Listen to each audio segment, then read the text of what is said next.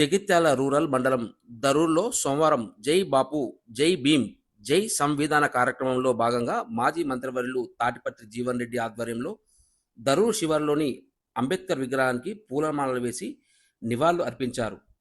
అంబేద్కర్ ఆలోచన విధానం వర్ధిల్లాలంటూ, అంబేద్కర్ ఆశయాలను కొనసాగిద్దామంటూ, రాజ్యాంగాన్ని రక్షిద్దామంటూ నినాదాలు చేశారు. ఉరకలెత్తిన ఉత్సాహంతో దరూర్ శివారులోని ఎస్ఆర్ఎస్పి కాల్వ నుండి జగిత్యాల జాతీయ రహదారి వెంట కాంగ్రెస్ పార్టీ కార్యకర్తలు, నాయకులు, మహిళలు కాంగ్రెస్ పార్టీ జెండాలు పట్టుకొని ర్యాలీ నిర్వహించారు. అంబేద్కర్, మహాత్మా గాంధీ చిత్రపటాలు, రాజ్యాంగ పత్రులు పట్టుకొని నినాదాలు చేస్తూ రాజ్యాంగ పరిరక్షణ ర్యాలీ నిర్వహించారు.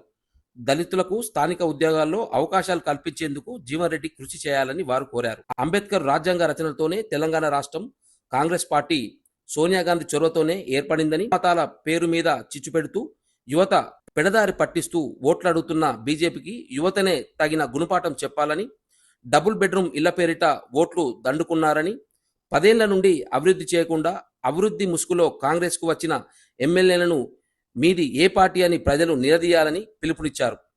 10 ఏళ్ల నుండి అభివృద్ధికి ఎందుకు చేయలేదని నిలదీయనున్నారు.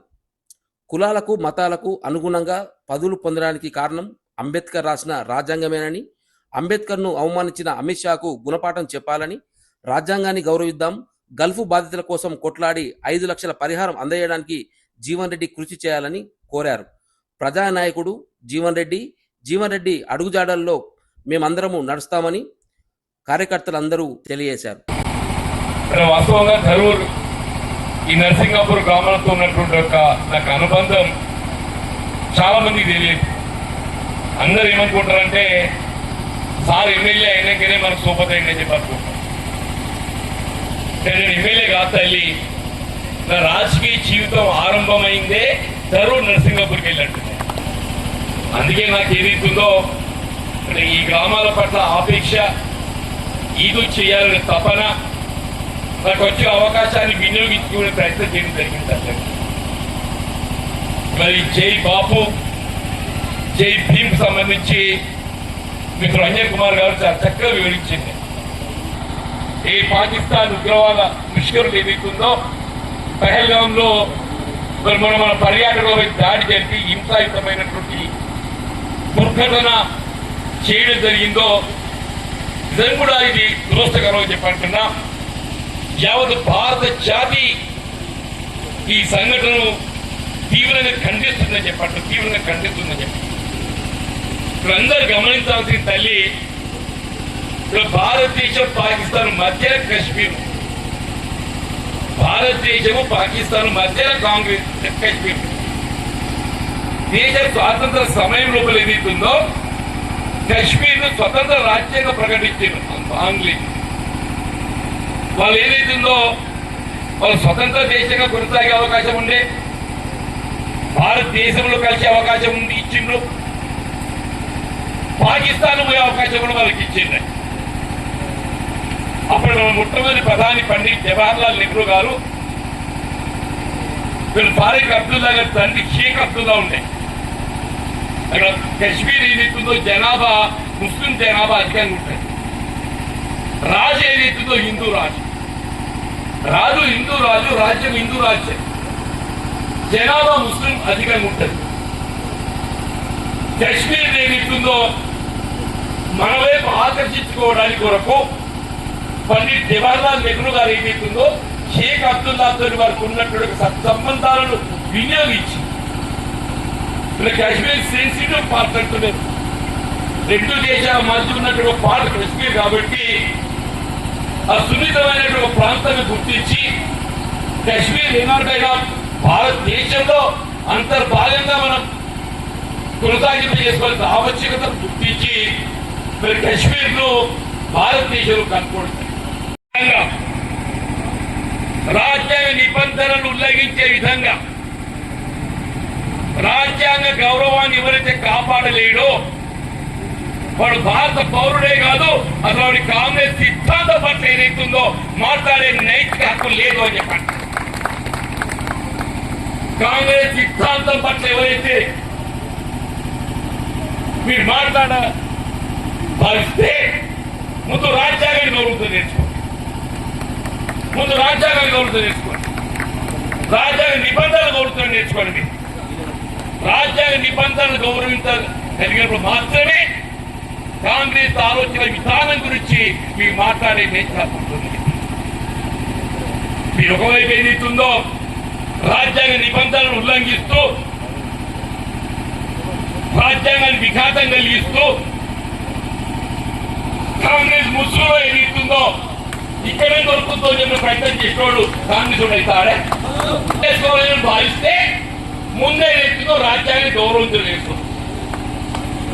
రాజ్యాంగ నిబంధనలు పాటించడం నేర్చుకోను. అప్పుడు ఏ ముసుగు వేసుకుంటావో అప్పుడు ఆలోచన చేసుకున్నాను ఆయన అంటున్నా. అది లేకుంటే ఏమవుతుందో నిన్న ఎలాగ రాజ్యం చేసి 10 ఏళ్ళు రాజ్యం చేసింది ఆయన. నిన్న ఎలాగ 10 ఏళ్ళు రాజ్యం చేసింది అంటున్నా నేను. 10 ఏళ్ళు రాజ్యం చేసి ఇదే దరూరు, నర్సింగాపూర్, మోతే, వెల్దుర్తి, టిఆర్ నగర్ మన ప్రాంతంగా చెప్పంటున్నాను. మీ అంతర్గా మా హస్తాబాద్, అంబార్పేట ఈ ప్రాంతంలో ఏం చేసిన అభివృద్ధి కనీసం ఆనాడు ఉమ్మడి రాష్ట్రంలో వేసిన రోడ్లకు ఏది ఎక్కుందో మరమ్మతులు రెన్యువల్ చేసినారే. రెన్యువల్ టీఆర్ఆర్ హోగాపా ఉన్నదో స్పీకర్ ఇక్కడ టీఆర్ఆర్ హోగాపా రోడ్ ఎక్కుందో టీఆర్ నగర్కి ఏది ఎక్కుందో 3 రోడ్లు వేసినారు ఉమ్మడి రాష్ట్రంలో. 3 రోడ్లు వేసిన సబ్స్టేషన్ గాడి పోయే రోడ్డు ఒకటి, రాధారంకి వెళ్ళి చెరువులకి పోయే రోడ్డు ఒకటి, రాధారం మీదికి పోయే రోడ్డు ఒకటి. 3 రోడ్లు వేసామా?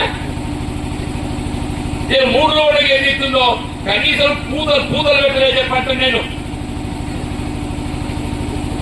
టిఆర్ నగరే కానీ తరువులే కానీ ఎప్పుడు కూడా విద్యుత్ అంతరాయం ఏర్పడద్దని చెప్పని, వెలుగులతో విరాజిల్లాలని చెప్పని టిఆర్ నగర్ లో సంస్కృతి నిర్మాణం చేస్తాం. నిజమావదండి. మా మోతే సోదరులు ఇక్కడ శేఖర్ రెడ్డి, గంగాధర్, మీకు ఏదో తెలియదు ఆయన మోతే సబ్స్టేషన్ అక్కడ జాగ్రత్త సంఖ్య తెలుసు. అక్కడ జాగ ముట్టించి మీ మోతే సబ్స్టేషన్ నిర్మాణానికి ఏది ఇస్తుందో అనాడు కార్యక్రమం చేపట్టి ఉమ్మడి రాష్ట్రంలో కాంగ్రెస్ పార్టీ అని చెప్పండి. మరి అటువంటి ఏ భారత రాజ్యాంగ నిబంధనలకు అనుగుణంగా నువ్వు కేంద్రంలో హోంమంత్రిగా అవకాశం పొందినవో, నువ్వు ఆ బాబాసాహెబ్ బిఆర్ అంబేద్కర్ గారిని కించపరిచే విధంగా మరి పార్లమెంట్ లో మాట్లాడడం సమంజసమే అని చెప్పి అంటున్నా. నువ్వు స్పందించాల్సిన అవసరం ఉందా లేదని చెప్పి అంటున్నా నేను. ఇప్పుడు మిత్రుడు అన్నారు మీరు అంబేద్కర్ అంటే దేవుని దర్శనంలో పుణ్యం వస్తుంది. దేవుని దర్శనంలో పుణ్యం వస్తుందా? మరి రాదని చెప్పానా నేను. యావత్ హిందూ సమాజం అంతా మనం దేవుని కొలుస్తాం. ఒక ఆధ్యాత్మిక చింతనతో ఏదైతుందో దేవుని కొలుస్తాం, పుణ్యం రావాలని చెప్పాను. మా ముస్లిం సోదరులు ఏదైతుందో వాళ్ళ ఖురాన్కి అనుగుణంగా, వాళ్ళ ఇస్లాం మతానికి అనుగుణంగా ఏదైతుందో వాళ్ళ అల్లాను కొలుస్తాం, వాళ్ళకు పుణ్యం రావాలని చెప్పాను. మా క్రైస్తవ సోదరులు ఏదైతుందో బైబిల్ ఆధారంగా యేసు ప్రభువును కొలుస్తారు. వాళ్ళు ఒక హిందూ దేవుని కొలిస్తే ఎంత పుణ్యం వస్తుందో, ఒక ముస్లిం అల్లాను కొలిస్తే ఎంత పుణ్యం వస్తుందో, ఒక క్రైస్తవ సోదరుడు యేసు ప్రభువును కొలిస్తే ఎంత పుణ్యం వస్తుందో, యావత్ భారత సమాజం ఈ భగవద్గీత లాంటి ఈ రాజ్యాంగాన్ని కొలిస్తే మనకు అంత పుణ్యం వస్తామని చెప్పండి. దేవుని గురించి హక్కు ఎవరు ఇచ్చిన మనకు? పాత రాజ్యాంగం ఇచ్చింది. మత స్వేచ్ఛ ఎక్కడికి వచ్చింది? అమ్మ తల్లి, ఈ మత స్వేచ్ఛ ఎక్కడికి వచ్చింది? నేను పాత రాజ్యాంగం కల్పించి మత స్వేచ్ఛ అని చెప్పండి. ఆ రాజ్యాంగ నిబంధన లేకుంటే నీ మత స్వేచ్ఛ లేదు అని చెప్పండి. దేశం లౌకిక దేశంగా మరి పని వెళ్తుందని చెప్పాలంటే అది కేవలం భారత రాజ్యాంగ నిర్మాత అంబేద్కర్ గారికి అందించినటువంటి ఒక రాజ్యాంగం చెప్పాలి. అటువంటి ఒక మహనీయుల్ని మరి కించపరిచే విధంగా మాట్లాడటం ఇది భారత రాజ్యాంగాన్ని అవమానించడం. భారత రాజ్యాంగాన్ని భారత రాజ్యాంగాన్ని గౌరవించలేనటువంటి వాడు ఎవరు కూడా ఇప్పుడు భారత పౌరుడుగా ఏదైతుందో భావితలు వీలే తల్లి భావితలు వీలే చెప్పండి.